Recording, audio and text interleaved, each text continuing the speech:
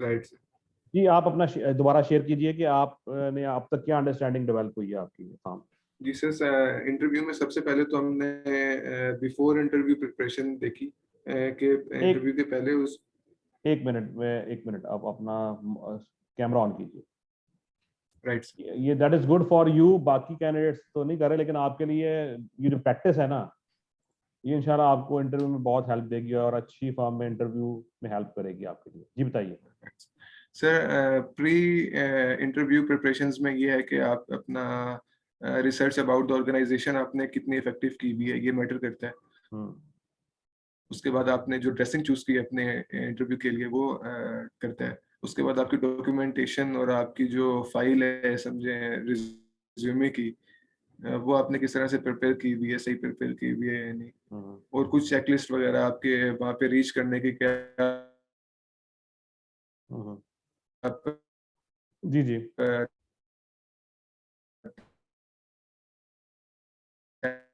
ये आपकी टाइम से आवाज नहीं आ पहले रही, जरा से दोबारा दोबारा रिलेटेड। दोबारा रिपीट करें, आपकी और आवाज सेकेंडली ये है कि आई कॉन्टेक्ट। डिस्टॉर्शन आ रही थी, दोबारा रिपीट करें आप कुछ दरमियान में ना एक जगह जी पे। सर, अब आवाज सही आ रही है? जी जी हाँ जी प्लीज।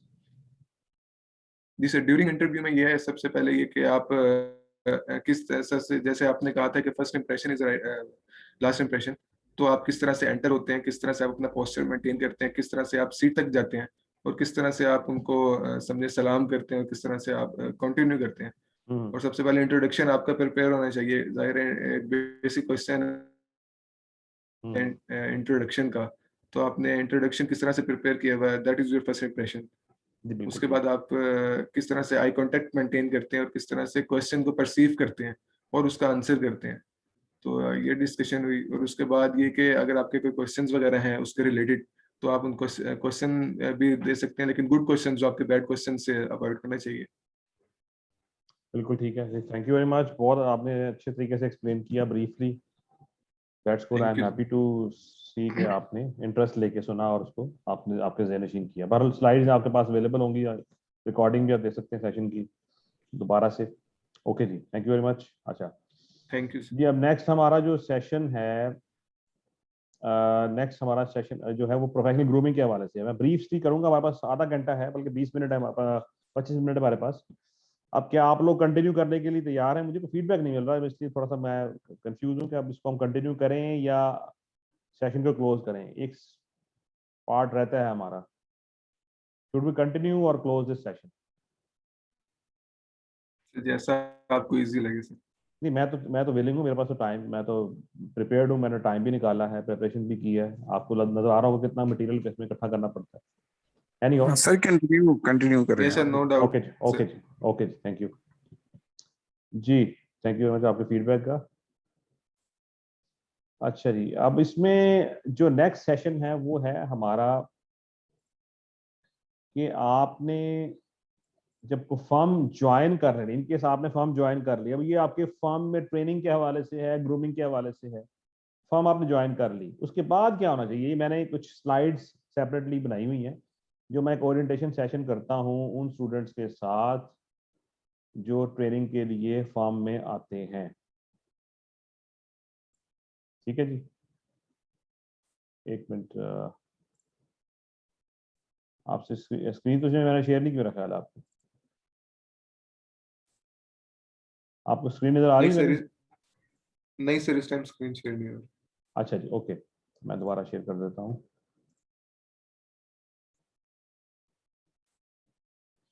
जी, ये कुछ स्लाइड आपको नजर आ रही हैं? जी, ये जी स्लाइड्स है, नॉर्मली मैं एक सर। ओरिएंटेशन सेशन करता हूँ जो स्टूडेंट्स फॉर्म ज्वाइन कर लेते हैं उनके साथ। तो मैं चाह रहा था ये कुछ बातें मैं आपको भी बताऊं, ताकि जब आपने ट्रेनिंग में जाना है तो किन किन बातों को आपने जहन में रखना है, उस ट्रेनिंग का पीरियड कैसे स्पेंड करना है।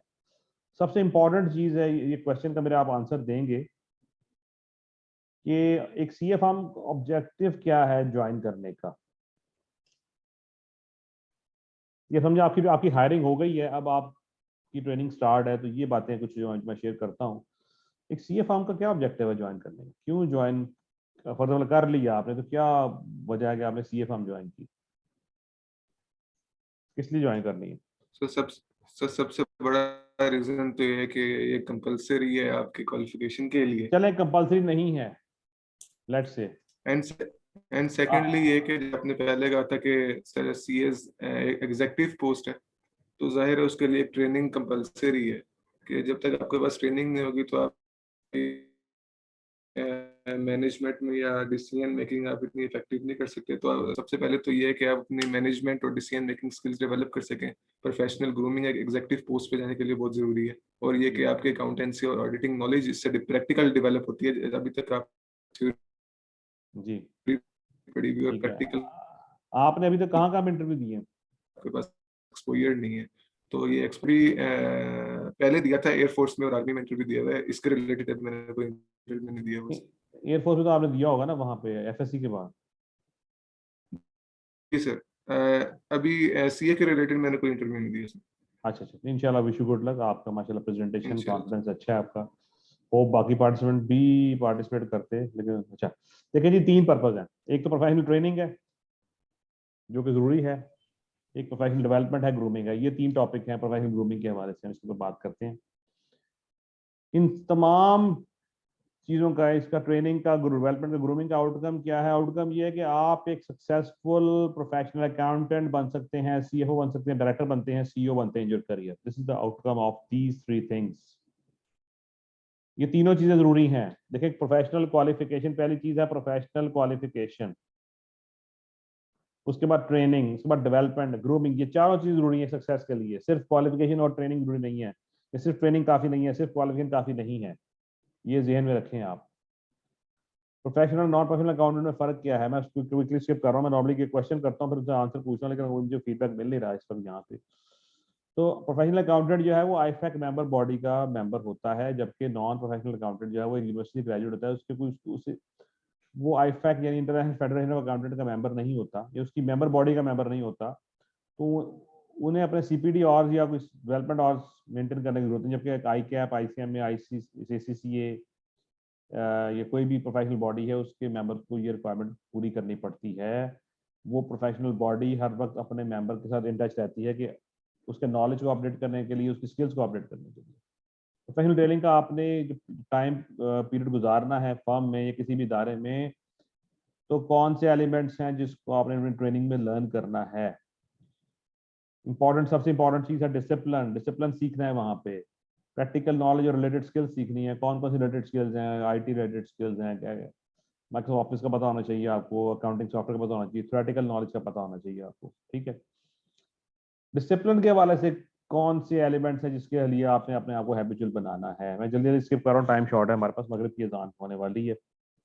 Punctuality is most important in discipline. Formal executive dressing, style dressing हम डिस्कस कर चुके हैं। प्रोफेशनल बिहेवियर, आपका बिहेवियर अपने स्टाफ से, कोलीग्स के सबसे बहुत अच्छा होना चाहिए। कॉन्फिडेंशियलिटी रखें। कोई भी इंफॉर्मेशन है क्लाइंट की, ऑफिस की, किसी से शेयर ना करें, किसी कोलीग से, किसी घर में दोस्तों से, किसी से शेयर ना करें। It's very important. Professional due care के साथ काम करें, रिस्पॉन्सिबिलिटी लें, काम की हायरार्की को फॉलो करें, फर्म की पॉलिसीज प्रोसीजर्स को फॉलो करें। ये बहुत इंपॉर्टेंट है। ये हर जगह सेम रूल्स अप्लाई होते हैं। आपको लीव्स का प्रोसीजर है, प्लान लीव्स का आपको पता होना चाहिए, मैंने किसके थ्रू रिपोर्टिंग करनी है। ठीक है जी। आपके कोई इश्यूज हैं वो आपने किससे शेयर कर रहे हैं, ये आपको पता होना चाहिए, ये आपको डिस्कस कर लेना चाहिए। नॉन प्रोडक्टिव एक्टिविटीज प्रैक्टिसेस को अवॉइड करें। फॉर एग्जांपल नॉन जिसका आपका ऑब्जेक्टिव क्या है, आपने क्वालिफाई करना है और आपने ट्रेनिंग करनी है वहाँ पे। इसके अलावा तीसरा आपका ऑब्जेक्टिव कोई नहीं है। टीएडीए किसी क्लाइंट पे ज़्यादा है, किसी पे कम है, किसी पे खाना अच्छा मिलता है, नहीं मिलता, ये चीज़ें इमटेरियल हैं। आप अर्निंग के लिए नहीं आए, ये आपका ऑब्जेक्टिव नहीं है। लर्निंग आपका बेसिक ऑब्जेक्टिव है, उस पर फोकस करना है आपने। कंपैरिजन ना करें कि एक फर्म ज्वाइन कर ली है उसका दूसरी फर्म के साथ कंपैरिजन करना छोड़ दें। किसी पर्सनैलिटीज़ के बारे में असेसमेंट करनी छोड़ दें किसी के कहने पे। ये जो चीज़ें हैं, ये प्रॉब्लम्स हैं जो मैं फेस कर देखता आया हूँ, ये है। और स्टूडेंट डिस्ट्रैक्ट होते हैं इन चीज़ों की वजह से। अच्छा, नॉलेज मैं 3 हिस्सों में डिवाइड करता हूँ नॉर्मली, एकेडमिक, थ्योरेटिकल और प्रैक्टिकल।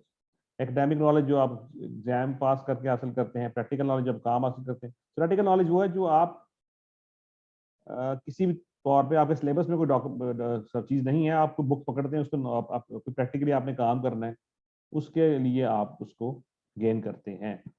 आजकल के दौर में अब दौर है स्पेशलाइजेशन का। एक चीज ध्यान में रखें, आपने अपने करियर के वाले से अभी से प्लानिंग कर लें कि आपका करियर प्लान क्या है, किस फील्ड में आपने स्पेशलिस्ट बनना है। जैक ऑफ ऑल का दौर नहीं है, स्पेशलाइजेशन का दौर है। Practically you should be master of one and theoretically you should be jack of all, everyone in our profession. आपका स्टैट्यूटरी ऑडिट में अपना करियर बनाना है, टैक्सेशन में बनाना है, ये डिफरेंट एरियाज हैं जिन पे फर्म्स में ट्रेनिंग होती है। आपने टीचिंग में आना है, इंडस्ट्री में जाना है, बैंकिंग में जाना है, पब्लिक सेक्टर में जाना है, अभी से प्लानिंग आपकी होनी चाहिए। ठीक है, इसलिए इंडस्ट्री आर्टिकल्स की भी एक ऑप्शन है कि अगर आप प्लानिंग कर लेते हैं। प्रैक्टिकल और थ्योरेटिकल नॉलेज कैसे इंप्रूव करना है ट्रेनिंग के दौरान। ऑर्गेनाइज योरसेल्फ, अपनी डायरी मेंटेन करें, रेफरेंस मटीरियल होना चाहिए आपके पास, अपनी फाइल एक मेंटेन करें कंप्यूटर में, लैपटॉप में। ये आपका सपोर्टिंग मटेरियल है कि किसी भी सब्जेक्ट से रिलेवेंट लैपटॉप में मेंटेन कर लें, अपनी कोई बॉक्स फाइल बना लें, सेपरेटर्स लगा लें। ये हमेशा अपने थ्योरेटिकल को और प्रैक्टिकल नॉलेज को कोलैबोरेट करें। किसी का सवाल है कोई दरमियान में? एनीवन? ओके जी। तो थ्योरेटिकल और प्रैक्टिकल नॉलेज को जरूर कोलैबोरेट करें। हर काम हो रहा है किसी लॉजिक के तहत, हो रहा है किसी रीजन के तहत हो रहा है, उसके पीछे कोई स्टैंडर्ड है, कोई लॉ है, कोई इंडस्ट्री प्रैक्टिस है।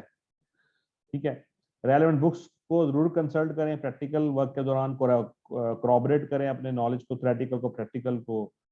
ठीक है जी। और प्रोफेशनल डेवलपमेंट के साथ हवाले से ये बात है कि सेमिनार्स, ट्रेनिंग, वर्कशॉप्स, कॉन्फ्रेंस ये भी अटेंड करें साथ साथ अपनी कैपेसिटी बिल्डिंग के लिए। और ड्रेसिंग की तरफ तवज्जो दी है, वो बातें सारी पहले हम कर चुके हैं। ठीक है जी, that's all from my side. Any question, any feedback? जी जनाब, मेरा सेशन क्लोज करें। बाकी पार्टिसिपेंट्स की तरफ से भी क्वेश्चन है?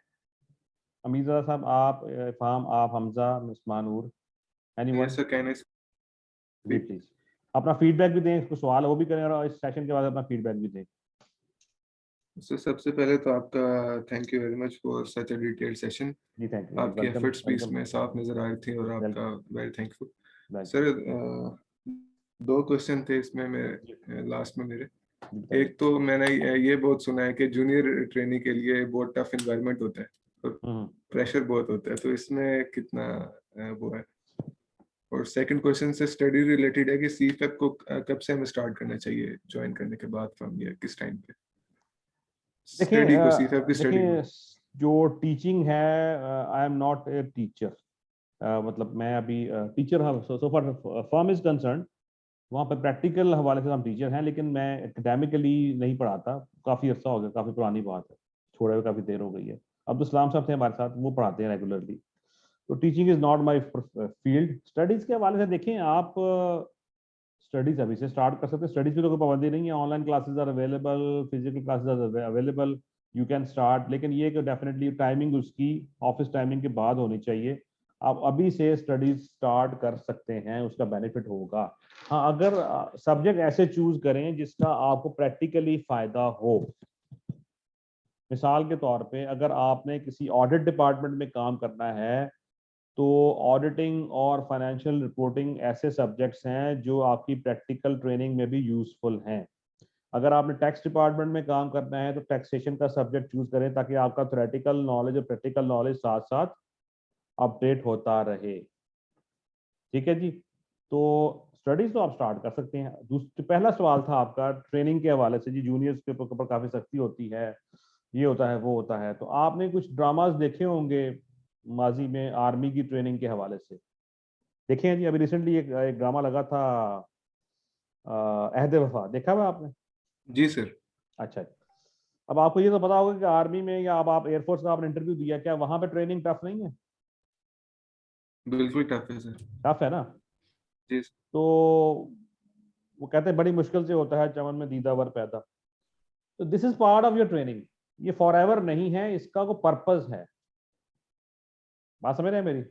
Yes sir, right sir. वो जो ट्रेनिंग की सख्ती है, वो जो ट्रेनिंग का रगड़ा है, देखें what is the difference between a chartered accountant and ACC and ICMA in Pakistan. मैं किसी को डिग्रेड नहीं कर रहा माजरत के साथ, लेकिन जो प्रोफेशनल फर्म की ट्रेनिंग है, थ्योरेटिकली उन्होंने वही कुछ पढ़ा होता है। हम ये कि आई कैप में थोड़ा रगड़ा ज्यादा है, थ्योरेटिकली भी और प्रैक्टिकली भी। उस राइट रगड़े का फायदा ये होता है, और वो उस रगड़े में इंपॉर्टेंट सबसे सबसे इंपॉर्टेंट फैक्टर आपकी आर्टिकल्स है। उस रगड़े का फायदा ये होता है कि आप प्रोफेशनली ज़्यादा ग्रूम्ड होते हैं, ज़्यादा प्रोफेशनली डेवलप होते हैं। जब आप जॉब मार्केट में जाते हैं तो आप दूसरी प्रोफेशनल बॉडीज के स्टूडेंट्स को बेहतर तौर पे compete कर पाते हैं because of your professional training and grooming and professional development.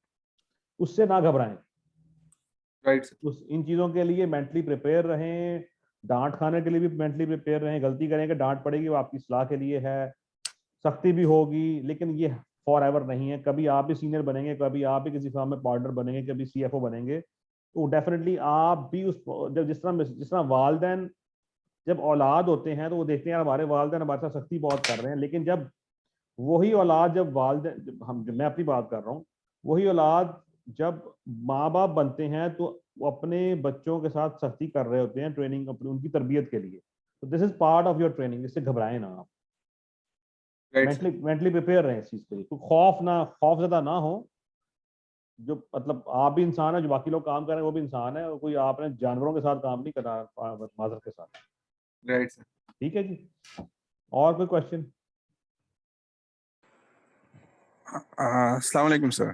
अस्सलाम जी, अमीर था। जी जी सर, जनाब, first of all thank you so much for your time और गाइडलाइंस के लिए, क्योंकि यंग जो हैं उनको काफ़ी ज़रूरत है इस किस्म की गाइडलाइंस की और गाइडेंस की। जी जी मेरा एक सवाल है कि क्या वो स्टूडेंट्स जो कि प्रोफेशनल स्टडीज़ में बीच में अटक जाते हैं, जो पेपर्स उनके फंस जाते हैं, फिर वो ना आगे बढ़ पाते हैं ना हो कर, तो उसके लिए कोई ऐसा प्लेटफॉर्म है करियर काउंसलिंग के लिए, जैसे कि वो वहां से कोई गाइडेंस ले सके, या तो आप मतलब आप अपनी मिसाल दे रहे हैं कुछ अपनी आप अपनी बात कर रहे हैं। सर मैं तो मॉड्यूल ली तक किया मैंने, और मेरी आपने एज आपने 38 ईयर से, तो आपने सी आर्टिकल्स नहीं किया, 38 तो काफी एज हो गई आपकी, और आप जॉब भी कर जी रहे हैं। वो अच्छा 14 ईयर देखें, से जॉब कर रहा हूँ मैं जी। देखें जो लोग, देखें जो लोग अब करियर काउंसलिंग के लिए प्लेटफॉर्म इसी तरह ही है, जिस तरह अभी अब हमने एक सेशन कर लिया, इसी तरह और बहुत से लोग हैं जो कर रहे होते हैं अपनी अपॉर्चुनिटी। कुछ जो कॉलेजेस हैं वो कर रहे होते हैं। तो जिस तरह आपको ये कहीं से लिंक मिला और आपने कनेक्ट कर लिया और आपसे हमारा राब्ता हो गया, ठीक है जी। तो अगर आप सीए परसू नहीं कर सके तो क्या पिफा कर लिया आपने? पिफा क्वालिफाइड मेंबर है पिफा के आप? जी सर, मैं फेलो मेंबर हूँ, जी जी मेंबर हूँ। जी, मैं भी फेलो मेंबर हूँ पिफा का। ठीक है। तो और मैं सीपीटी कमेटी का मेंबर भी हूँ, यहाँ पिफा में फैसलाबाद ब्रांच कमेटी का मैं मेंबर रहा हूँ, 5 साल कन्वीनर रहा हूँ। तो ठीक है। ये एटलीस्ट दिस इज गुड कि आपने एक आईफैक की प्रोफेशनल बॉडी की मेंबरशिप ले ली है। आप कुछ और किसी आप देखिए सीए तो नहीं आप कर सके, लेकिन कुछ और परस्यू कर सकते हैं आप आईसीएमए को कंसिडर कर सकते हैं, आप एसीसी को कंसिडर कर सकते हैं अगर आप करना चाहते हैं, अगर आपकी हिम्मत है, अगर आपकी मतलब एज को आप कंसिडर नहीं करते और आपका जज्बा जवान है, तो आप एसीसी या आईसीएमए को कंसिडर कर सकते हैं। This is another good option for you. Sir वो असल में ये है कि अब तो बच्चों से ही करवाएंगे अच्छा। अपनी तो हिम्मत खत्म हो गई है जी। हम्म लेकिन सर मेरा छोटा भाई है, वो जो है वो एसीसीए कर रहा है। हम्म तो एसीसीए में एक पेपर में उसे 5 अटेम्प्ट लगे और एक में 4। तो वो बेचारा बड़ी मुश्किल सिचुएशन से गुजर रहा है आजकल। तो उसके लिए कोई ऐसा, मैं खुद कितने ही सर्च में कितने हो गया। कितने पेपर आते हैं उसके? उनके ये मतलब प्रोफेशनल पी सीरीज के रहते हैं, लेकिन ये एफ सीरीज में ये 2 पेपर उनके पास है अभी, F5 और F8 जी नहीं, मैं टोटल एसीसीए के। टोटल पेपर कितने रहते हैं? टोटल 3 पेपर्स प्रोफेशनल के हैं बी सीरीज के, और 2 ये रहते हैं। अच्छा 5 पेपर रहते हैं 5 एसीसीए के पेपर, उनके। ठीक है। देखिए अगर तो पॉसिबल है पढ़ाई के स्टार्ट साथ जिस तरह सीए स्टूडेंट्स करते हैं, आप उन्हें किसी चार्टर्ड अकाउंटेंट फर्म में, किसी भी चार्टर्ड अकाउंट फर्म में या ट्रेनिंग करवाएं 3 साल की। 3 साल का उनसे ट्रेनिंग एग्रीमेंट करें, प्रॉपर 3 साल अपनी ट्रेनिंग को। और थोड़ा सा ये जो ना एक जो डिसअपॉइंटमेंट वाला एलिमेंट है वो भी उनका खत्म हो जाएगा जब उन्हें नजर आएगा मैं ट्रेनिंग भी कर रहा हूँ और 3 साल के बाद मुझे अच्छी जॉब भी मिलेगी और मेरी क्वालिफिकेशन भी कंप्लीट हो जाएगी। This is the better way कि सिर्फ फुल टाइम स्टडी करने की बजाय ट्रेनिंग स्टार्ट कर दें 3 साल की, और उनकी एसीसीए की मेंबरशिप के लिए भी 3 साल की ट्रेनिंग। बट अनफॉर्चुनेटली किसी ये मैंने ये देखा है कि एसीसी स्टूडेंट्स जो हैं वो पूरे 3 साल किसी एक फॉर्म में ट्रेनिंग नहीं करते मोस्टली, लेकिन अगर आप करवा लेते हैं after ACC qualification, he will be as good as CA training. उसके पास एसीसी की क्वालिफिकेशन भी होगी, 3 साल की ट्रेनिंग भी होगी, तो वो सीए के जो फाइनलिस्ट हैं या उन लोगों को भी सेम उसी तरह मार्केट में उन्हें कम्पीट कर सकता है जॉब मार्केट में। जी मेरा ख्याल है आपको सवाल का जवाब मिल गया है। कोई और सवाल आपका? जी thank you so much sir, thank you. जी ठीक है जी, थैंक यू वेरी मच जी। अब मगरिब की अजान का टाइम हो गया और हमारा जो 3 घंटे का टारगेट था हमने वो उसके अंदर इसको कवर भी कर लिया है। और मेरा ख्याल आपको कुछ सवाल है तो पूछ लें ताकि हम इसको क्लोज करें। जी ठीक है जी, अल्लाह हाफिज जी। Yes, sir. Thank you very Thank you much. so much, sir. Thank you Allah जी, Hafiz. अल्लाह हाफिज, अल्लाह हाफिज।